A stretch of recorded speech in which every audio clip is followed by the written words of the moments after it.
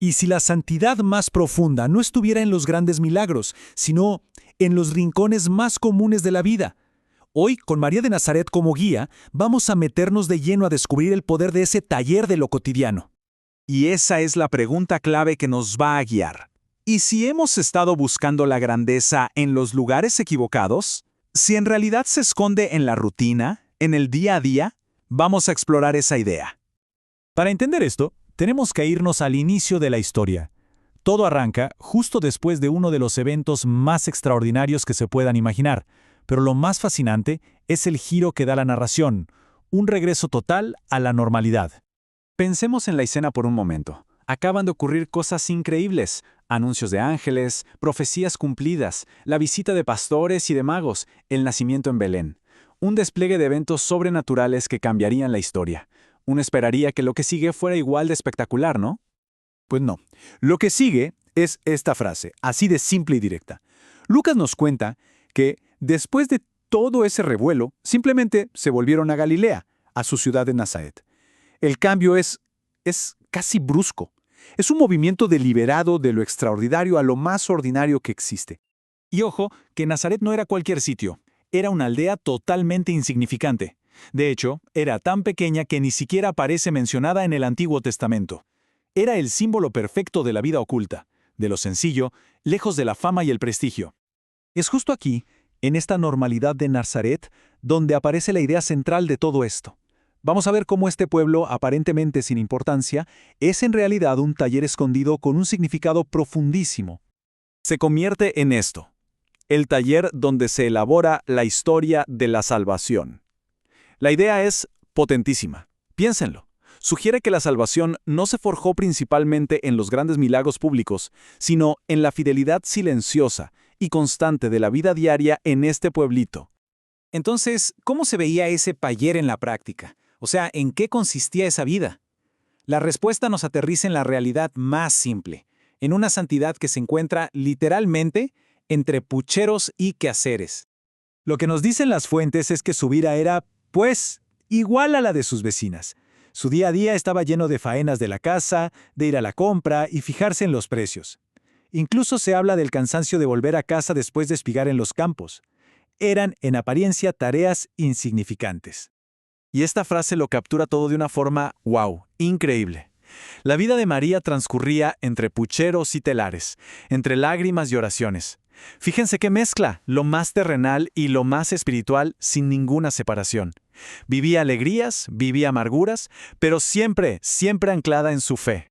Y esto, su condición humilde, la conecta directamente con un grupo muy especial, los Anahuim, los pobres de Yahvé. No se trata solo de pobreza material. Eran personas sin influencia social, pero que guardaban con una fe de hierro las promesas de los profetas. Su pequeñez era precisamente el lugar que Dios eligió para actuar. Claro, todo esto nos lleva a la pregunta del millón. Si lo que hacía por fuera era tan común y corriente, ¿qué lo hacía tan extraordinariamente santo? El secreto no estaba en el qué hacía, sino en el cómo lo vivía. Estaba en su interior. Entonces, ¿cuál era ese secreto?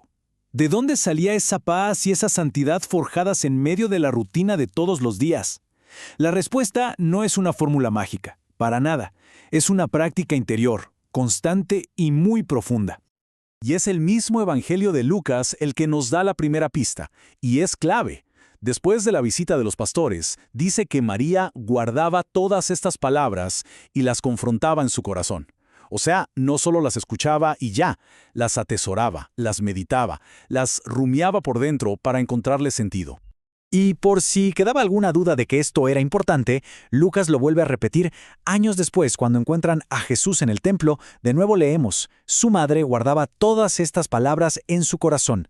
Esta repetición nos grita que esta era su forma de vida. Entonces, si lo desglosamos, lo que tenemos aquí es como un modelo, un mapa de ruta del discípulo en 3 pasos súper claros.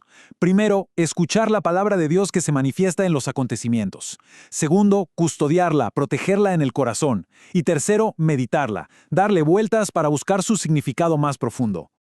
Y con todo esto sobre la mesa, llegamos al corazón de la idea, a una conclusión que redefine por completo lo que significa ser grande.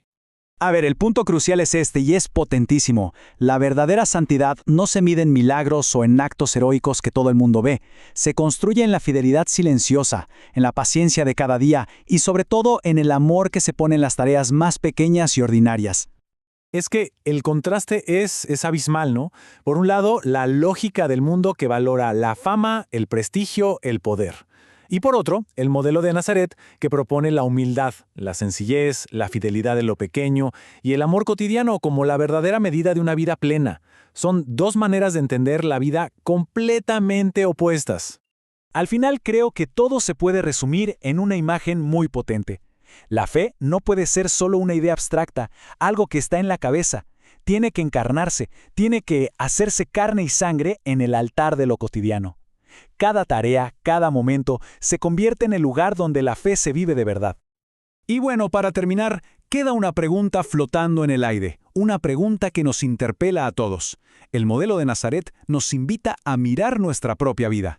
¿Cómo se puede convertir lo cotidiano, eso que a veces parece monótono o insignificante, en el verdadero taller donde se construye una existencia con sentido? La respuesta, quizá, está en el mismo lugar de siempre, en el corazón. Gracias por habernos acompañado en esta reflexión.